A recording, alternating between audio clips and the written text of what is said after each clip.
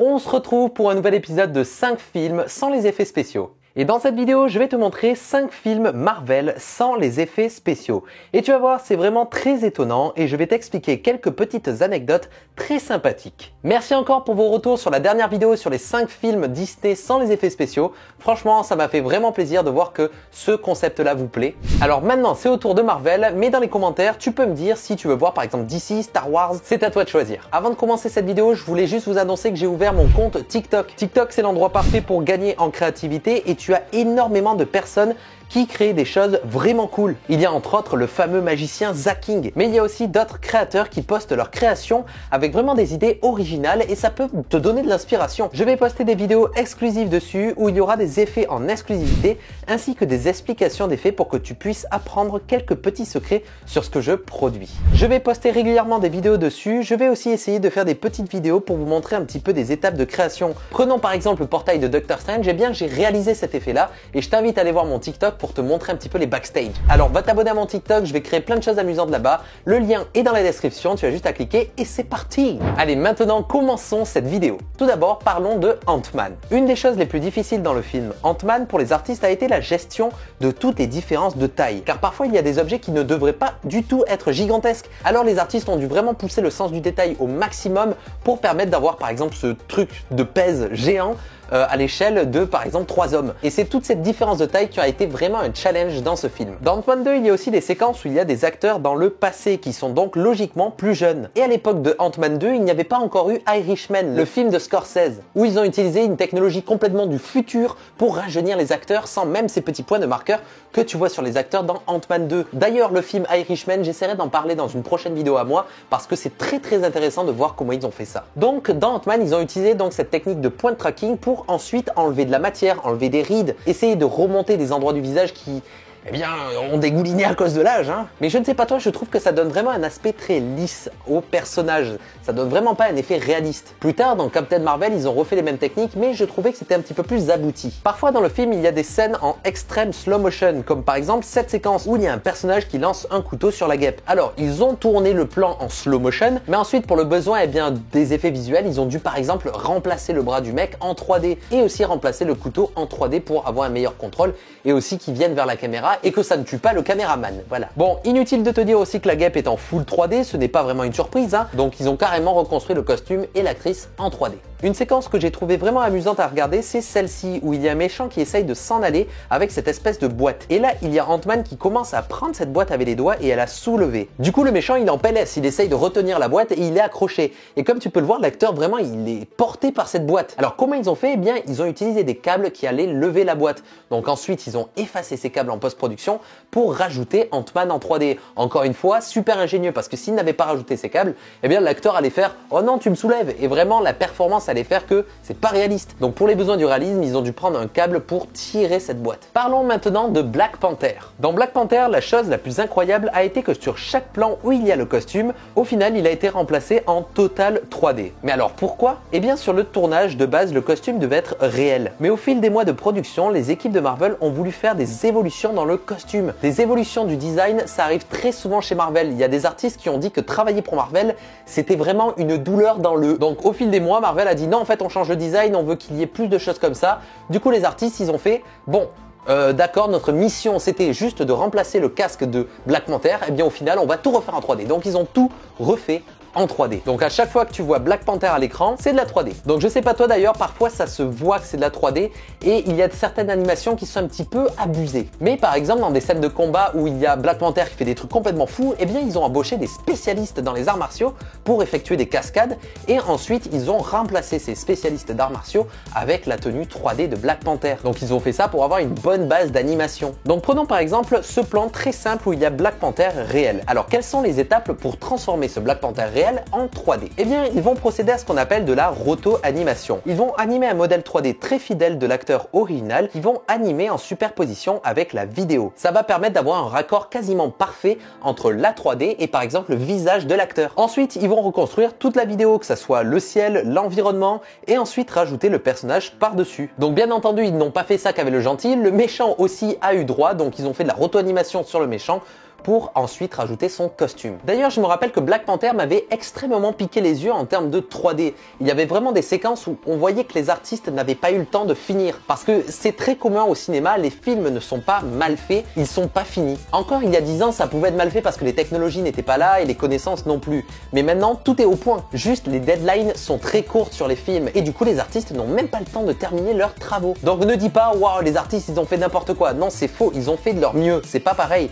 Ils ont pas fait les choses mal, ils ont fait les choses au mieux. Parlons maintenant de Spider-Man Far From Home. Je sais pas toi, mais moi, Spider-Man, j'ai vraiment adoré ce film et je l'ai préféré même à celui d'avant. Donc cette petite séquence va comporter des spoilers. Alors si tu n'as pas vu ce film et que tu veux le voir, ne regarde pas ce passage de la vidéo, il y a des spoilers. Donc on va parler d'une séquence que j'apprécie tout particulièrement, c'est la séquence où il y a Mysterio qui fait rentrer Spider-Man dans une folie, une illusion créée par ses drones, hein, toi-même tu sais. Et il y a plein d'effets visuels super intéressants. Il y a 1 milliard de choses qui se passent. Cette séquence a été réalisée par la compagnie Framestore et il a fallu plus de 9 mois pour la réaliser. Mais alors pourquoi autant de temps? Eh bien dans une production de film normale, il y a le script, donc c'est l'écriture de tout ce que les personnages vont raconter, l'histoire, tout ça. Et ensuite on va prendre ce script et on va la tourner. On appelle ça la production, donc c'est là où on va tourner les acteurs. Et ensuite il y a la post-production, c'est là où les artistes vont rajouter les explosions, les décors en 3D, etc. Et bien là, ça ne s'est pas passé comme ça. L'animation, les concepts, tout était mélangé et tout avançait au même rythme. Donc il y a eu du travail d'animation, mais aussi de conception qui ont fusionné. Donc pour travailler sur cette séquence, il y avait plus de 120 artistes qui travaillaient en même temps. Des personnes qui faisaient de la modélisation 3D, de la texture, des FX. Parlons déjà de Spider-Man. Ce qu'il faut savoir, c'est que Spider-Man est en 3D dans cette séquence. Ce n'est pas un costume réel. Ils ont fait du motion capture sur l'acteur Tom Holland pour avoir sa performance réelle. Ensuite, ces données ont été envoyées aux animateurs 3D pour qu'ils puissent la retravailler parce que des données de motion capture ne sortent pas comme ça et hop, c'est le film. Non, il y a une étape entre deux où les animateurs vont recevoir toutes ces petites données pour les rafistoler et que ça ait un rythme et une cohérence. Pour la réalisation de cette séquence, les artistes sont beaucoup inspirés de films comme Matrix ou du générique de James Bond, mais aussi de Harry Potter ou même Indiana Jones. Donc beaucoup de culture populaire. Toi-même tu sais, Spider-Man est très fan de ça, il fait toujours des petites références à tel et tel film. Donc ça a été un petit clin d'œil super intéressant. Mais ils se sont aussi inspirés de peintures surréalistes comme Dali et tout ça pour avoir vraiment un aspect, eh bien, qu'est-ce que c'est que ce bordel? En tout, plus de 150 concepts ont été réalisés. Après, il y a d'autres effets comme le pouvoir de Mysterio, tous les effets d'énergie et de magie qui ont été réalisés par l'entreprise Skyline. Donc tu vois, sur une séquence, il peut y avoir même plusieurs entreprises spécialisées pour telle ou telle chose, ou surtout si une entreprise a plus le temps de faire quelque chose que l'autre qui est en surmenage parce qu'il faut recréer un truc complètement abusé. Parlons maintenant de Iron Man. D'Iron Man, tout tourne autour des armures. Alors je vais pas t'étonner si je vais te dire qu'on va parler d'armure. Pour moi, quand je pense à Iron Man, il y a deux séquences qui me viennent en tête et je vais te les montrer maintenant. La première séquence, c'est quand il y a ce bon vieux Tony Stark en train de danser d'une manière très stylée et l'armure va petit à petit se construire sur lui. Et ça, c'est très impressionnant de le voir sans les effets visuels. Car il n'y a absolument rien du tout. Il a juste des petits points pour faire du tracking. Alors là, c'est les équipes de Trickster, une compagnie qui est assez connue, qui a réalisé cette séquence et c'est juste dingue. D'ailleurs, il y a beaucoup de personnes qui me font « Vas-y, refais l'armure d'Iron Man, etc. etc. » Non, je ne peux pas parce que je n'ai pas les compétences pour faire une armure d'Iron Man à ce niveau-là. Il faut être très très chaud. Je ne suis pas très très chaud, d'accord ? On va se calmer. C'est un travail de dizaines, voire centaines de personnes. Et ensuite, l'autre séquence, c'est dans Iron Man 2 où il y a Tony Stark dans une voiture et là, bam, il y a le grand méchant qui vient percuter sa bagnole. Et ensuite, il y a Tony Stark qui va prendre une mallette et se la mettre sur le corps comme ça et se l'enfiler. C'est juste incroyable. Et ce film était sorti en 2010. Donc c'est il y a 10 ans, j'avais 13 ans, c'est quoi ce bordel? Et le résultat est juste incroyable. Et moi je me rappelle, ça m'avait énormément marqué à cette époque-là. Pour finir, parlons de Thor Ragnarok. Pour moi c'est le meilleur film sur la trilogie de Thor car il a été réalisé par un réalisateur que j'adore, c'est Taika Waititi. 3 fois que je recommence. Et il est vraiment génial ce réalisateur, c'est celui qui a fait Jojo Rabbit ou What We Do in the Shadow. Donc c'est des films vraiment géniaux, je te conseille vraiment de les regarder. Dans ce film, il y a beaucoup d'effets visuels qui sont invisibles. Prenons par exemple cette séquence, la fameuse séquence ultra épique où Thor se déchaîne avec des éclairs sur le pont arc-en-ciel. Eh bien, toute cette séquence-là, même si l'acteur avait réalisé toutes ces cascades, son corps a été totalement remplacé en 3D, même sur les plans close-up. Donc même le réalisateur ne savait même plus faire la différence entre ce qui était réel et ce qui était 3D tellement que le travail était trop bien fait. D'ailleurs dans cette séquence là tu vois il y a Thor qui est blessé à l'œil et bien ça dans la bande-annonce, ça y était pas, pour éviter tout spoiler. Donc c'est là où tu vois que ils manipulent les images entre les bandes-annonces et les films finaux parce que ça peut dévoiler des choses. Et des effets comme ça, il y en a énormément, tu ne t'en rends même pas compte. Regarde. Par exemple, le cache-œil de Odin, il a carrément été refait en 3D pour avoir un meilleur contrôle sur sa couleur ou ses réflexions. What? Ce qu'il y a de faux aussi, c'est sur la grande méchante. Comme tu peux le voir, son masque n'est même pas réel, ni son costume, qui a été refait en 3D. Et alors pourquoi? Eh bien tout simplement aussi pour la même histoire que tout à l'heure. Le design qui a évolué au fil de la production du film. Et ça, j'ai eu des échos de personnes qui travaillent dans le cinéma qui ont dit que ça a été une tannée de bosser sur ça parce que Marvel revenait tout le temps pour changer le design des costumes. Donc l'actrice qui est quand même connue, c'est Cate Blanchett qui a dû être payée quelques millions sur énormément de plans. Au final, on ne voit que ça de son visage. Salut, bonjour, moi c'est Atom. Je veux 2 millions de dollars USD. Et aussi les environnements. Moi, je me suis dit, tiens, ils sont allés tourner en Islande, c'est trop stylé, les paysages. Eh bien non, au final, il y a Thor et son frère qui sont juste posés dans une prairie, je ne sais pas où, au Wisconsin, aux États-Unis. Et ensuite, ils ont tout enlevé et rajouté des falaises. Et c'est là où tu vois que vraiment la 3D commence à avoir le monopole sur absolument tout. Les équipes se disent même pas, allez, vas-y les gars, ça va être sympa, on voyage tous en Islande, on va être tourné.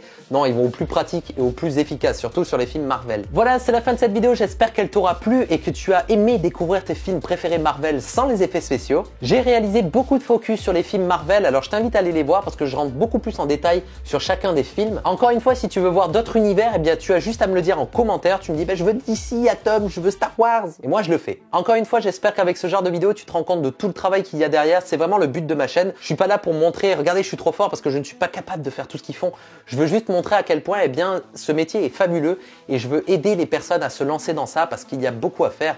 Et c'est juste magnifique. N'hésitez pas à partager cette vidéo et à la liker, ça m'aide vachement dans l'évolution de ma chaîne. N'hésitez pas à aller voir mon compte Instagram, c'est atom_visual, c'est juste ici. On se retrouve très prochainement pour une nouvelle vidéo, c'était Atom. Ciao.